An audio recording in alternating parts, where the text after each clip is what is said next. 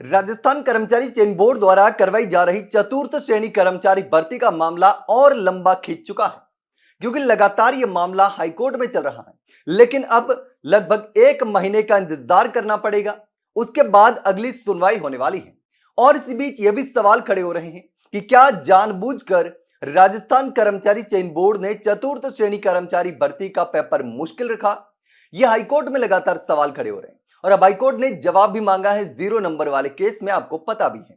लेकिन अब क्या है, लगातार इस मामले पर सुनवाई चल रही थी और कर्मचारी चयन बोर्ड के सचिव से हलफनामा भी मांगा, जवाब भी मांगा। लेकिन अब अगली जो सुनवाई है वो आगे खिसक चुकी है और 7 अप्रैल को अगली सुनवाई होने वाली है।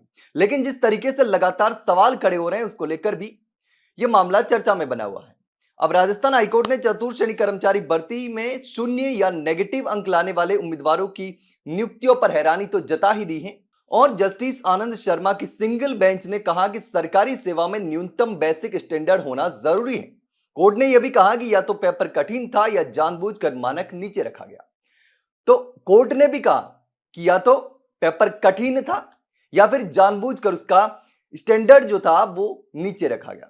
तो उसको लेकर लगातार सवाल हो रहे हैं। अब सरकार ने इस विसंगति का ठोस कारण नहीं बताया है, यानी कि सरकार भी इसका जवाब जो है वो सही तरीके से हाईकोर्ट में नहीं दे पाई है। इसलिए भी लगातार हाईकोर्ट जो है वो सरकार और बोर्ड से जवाब भी मांग रहा है।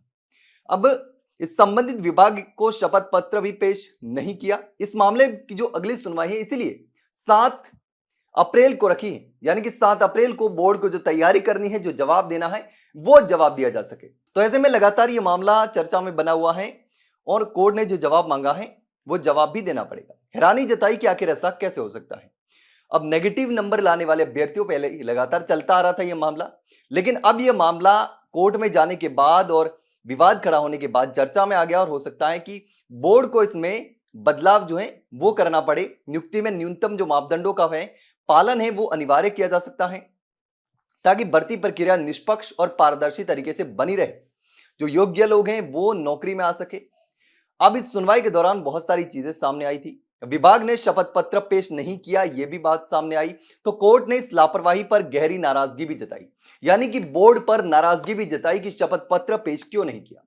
कोर्ट ने मांगा था, बोर्ड से हलफनामा मांगा था कि आखिर ऐसा क्या है, क्यों बदलाव नहीं किया गया और किस वजह से इतना जो है नंबर में उतार चढ़ाव के बाद भी, माइनस के बाद भी सरकारी नौकरी दे दी आपने। तो लगातार जवाब मांगा, जवाब नहीं दिया गया। लेकिन विभाग एक दूसरे पर जिम्मेदारी डाल रहे हैं कि उन्होंने नहीं किया, उन्होंने नहीं किया, सरकार को यह करना चाहिए। जिस तरीके से आरपीएससी ने कर दिया तो आरएसएस भी कर सकता था और अब करना भी पड़ेगा शायद। तो कोर्ट ने स्पष्ट किया कि विभागीय जवाबदेही सुनिश्चित करना आवश्यक है और बिना ठोस कारण ऐसी विसंगतियों को हल नहीं किया जा सकता है। तो ऐसे में लगातार जो है वो सवाल खड़े हो रहे हैं। तो इस पूरे मामले को लेकर जो है वो अगली सुनवाई 7 अप्रैल को रखी गई है, निर्धारित की है। कोर्ट ने निर्देश भी दिया है कि अगली सुनवाई में संबंधित विभाग का शपथ पत्र अनिवार्य रूप से पेश किया जाना चाहिए। जो अब तक शपथ पत्र पेश नहीं किया वो अगली सुनवाई में पेश किया जाना चाहिए, ऐसा कोर्ट ने भी कहा है। अब कोर्ट ने यह भी कहा है कि भर्ती प्रक्रिया में कोई भी उम्मीदवार न्यूनतम मानक पूरा न करता हो उसकी नियुक्ति पर पुनर्विचार होना चाहिए। यानी कि शपथ पत्र भी पेश करना है अगली सुनवाई में और यह भी तय करना है कि जो उम्मीदवार योग्य नहीं है उसकी नियुक्ति पर भी बोर्ड को विचार करना होगा, यानी कि मिनिमम नंबर का जो क्राइटेरिया है वो निर्धारित करना पड़ेगा। लेकिन इस पूरे मामले को लेकर आप क्या सोचते हैं कमेंट सेक्शन में कमेंट करके जरूर बताना। वही अगर जानकारी अच्छी लगी हो तो वीडियो को लाइक और शेयर जरूर करें और आज चैनल को सब्सक्राइब करना ना भूलें। फिलहाल के लिए इतना ही, जल्द मिलते हैं एक नई जानकारी के साथ, तब तक के लिए नमस्कार।